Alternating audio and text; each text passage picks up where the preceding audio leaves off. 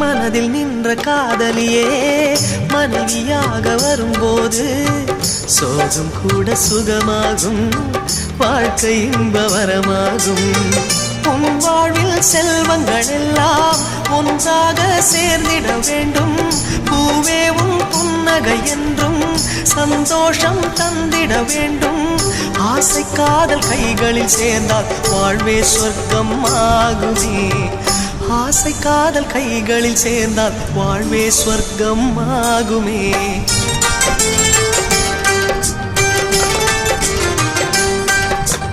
ஆனந்தம் ஆனந்தம் பாடும் மனமாசையின் ஊஞ்சலில் ஆடும்.